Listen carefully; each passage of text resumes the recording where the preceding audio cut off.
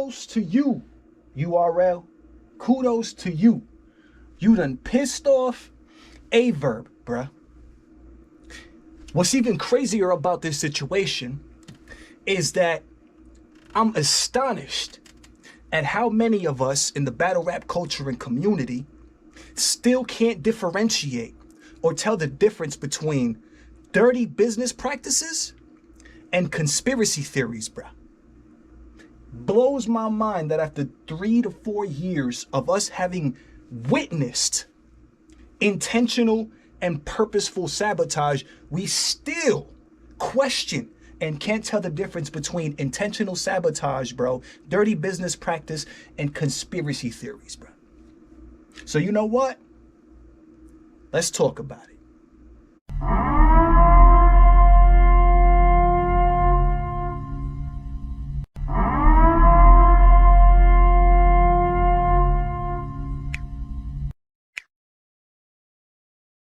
Hey, yo. Okay.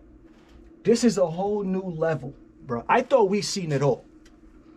And to be honest with y'all, I never even thought that this could be the case before a verb put it out there on Easy to Block Captain's live stream yesterday. It might have been yesterday, the day before yesterday. Easy's on live, Verb calls in. Verb lets it be known that Max Out 3 was being streamed on the Caffeine platform, a pay-per-view event, one of the most, an event that had probably the most hype behind it all of 2023. A verb calls in pissed because apparently this live stream was being streamed. This pay-per-view event was being streamed on Caffeine, bro. Was being streamed on Caffeine to around 4,000 people. This is what was going on. This is what a verb calls in to Easy to Block Captain's live and starts to talk about, bro. Congrats, URL. A verb is pissed, bro. Y'all pissing off the wrong people, man. Y'all pissing off the wrong people, bro. What blows my mind about the situation is that so many of us are confused, right? Too many of us are confused. Some people are online talking about, oh, this is a conspiracy theory. Hold up, I want to show y'all this thread real quick, man. Some people are talking about, oh, this intentional sabotage is a conspiracy theory. It's not true. It's not true that before we even get there, somebody was streaming Max Out 3 on Caffeine. After the stream was done, this channel or profile that had been streaming the event was permanently deleted. Permanently deleted, bruh. Some people think that this is some kind of conspiracy theory, not understanding how calculated this actually is and can be, but also not understanding how this can literally affect the pockets of the people throwing the event directly. This directly affects the pockets of people throwing this event. Understanding these things, it blows my mind how we still can't differentiate between a conspiracy theory and a dirty business practice, or just dirty business in general. We've seen for the past 3 years, bro, we've been seeing and witnessing, bro.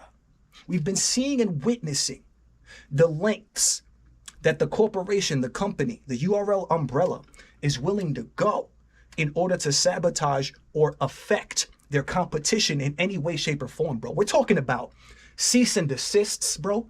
We're talking about paying battlers to not battle on cards, bro.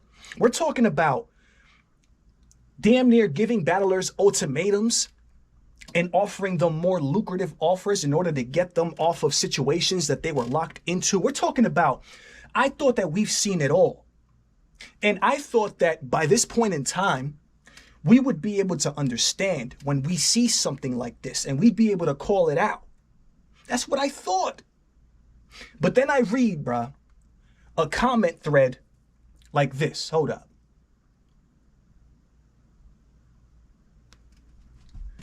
this is a conversation that was going on between some people in the Facebook group that I'm a part of. They were talking about the fact that this happened.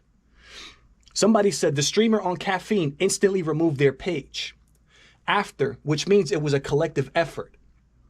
N-words ain't that smart to do that. Nor does Caffeine care about RBE that much to ban the person's page.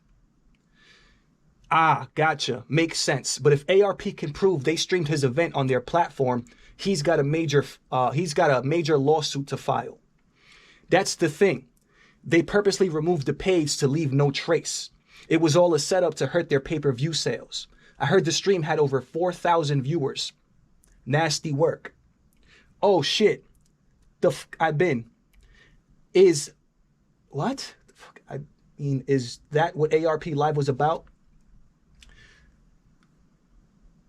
And then in that same thread, you got people calling this situation a conspiracy theory.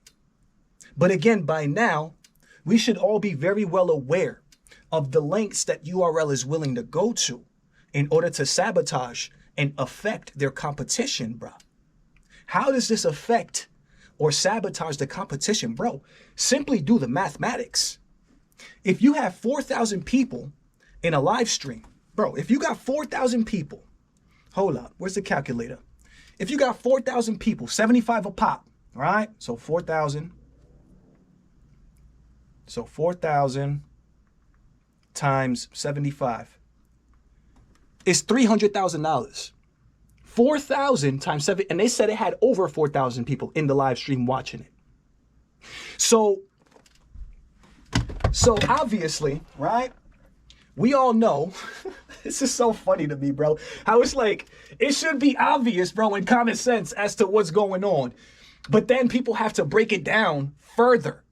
Again, after having witnessed the type of situations and sabotage that the URL is capable of, bro, we still have to sit here and break down to people how it is that this was absolutely sabotage, bro, and how this absolutely does affect the competition, bro. $300,000? $300,000 we talking about. All because somebody wanted to bootleg, and this is the reason that bootlegging is such a big deal in the first place, bro. In general. That's why bootleg is always a hot topic. It's a topic of conversation. It's always a big deal. Because bootlegging is directly, there's nothing more direct.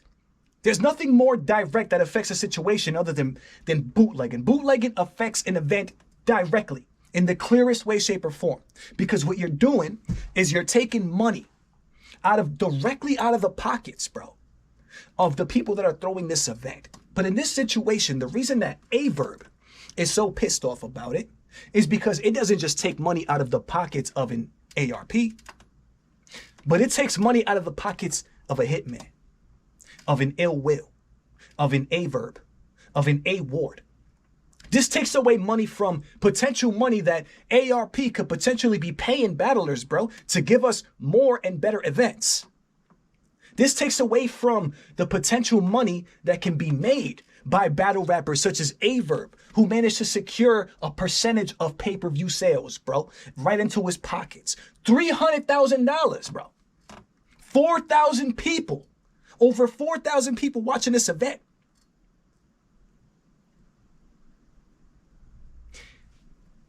I thought that I'd seen it all as far as how far the URL and them was willing to go in order to sabotage competition.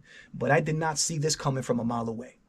Now, some people want to say, oh, Caffeine doesn't work for URL, so how would that be the case? And blase, blase, blah, how would that be the case? Well, maybe it's not necessarily Caffeine themselves. You know what I'm saying? Who wanted to sabotage the competition or do anything like that. Caffeine themselves doesn't even necessarily have to know that this is going on. They don't even have to know that a random person, an anonymous person, is streaming a pay-per-view event, bro, that is for the competition.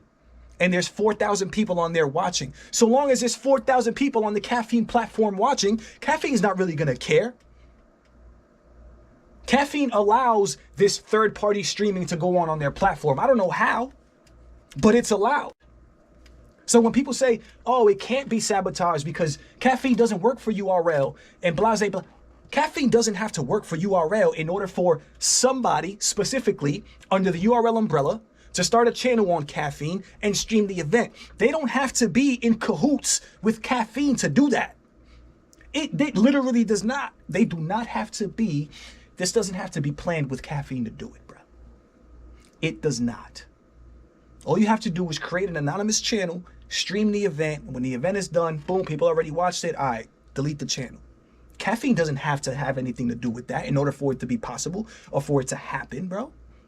All you need is one willing individual to create a profile, an anonymous person to create a profile and stream the event on there. That's it. That's not to say that Caffeine is not a part of it. I don't know that to be the case. But when people say this can't be true because Caffeine doesn't work for URL, bro, Caffeine does not even have to know that this happened. They probably don't. But URL surely does, bro. URL knows damn well that we just sabotaged RBE, which has been a consistent goal for URL, bro, for all these years, bro. We've already seen battlers be paid to not battle on ARP's cards. We've already seen all types of sabotage happening, bro, between the two leagues, bro. We've already seen events being thrown on the same day to take away from that of the potential revenue or profits that an RBE can make. If they're willing to go to these extents, bro, what makes y'all think that the URL wouldn't literally do something that doesn't even involve them having to necessarily do much? All you got to do is have somebody create a profile and stream the event. Bro, that takes next to no effort. That takes next to no effort. It's easier to do that than to pay battlers to not battle on cards. It's easier to do that than to offer battlers more lucrative offers, because then you have to convince a battle rapper to say and to go against his own honor and integrity to do something.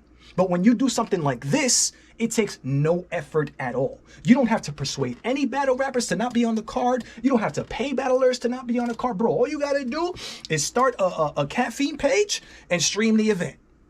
That's it. But people are still going to be out here like, oh, no, that's a conspiracy theory. That's a conspiracy. Bro, if what's been happening these past few years between URL and how much everything has been exposed and how much of the business has been put out there, if we still are under this impression that this is not possible and that this is a conspiracy theory, bro, it's like, bro, what's even the point?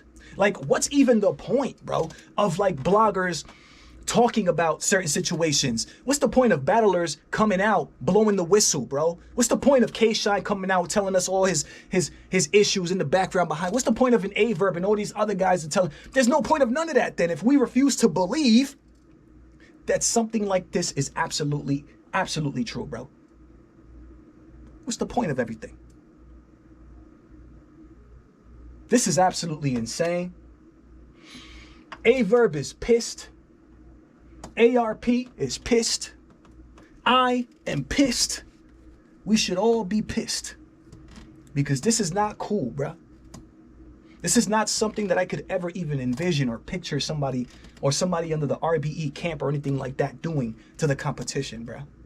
But I can absolutely see how the URL would do this to RBE, bro. It wouldn't be the first time that they've tried to sabotage an event or even affect an event, because it's not necessarily sabotage because the event was successful and it happened. Every battle happened.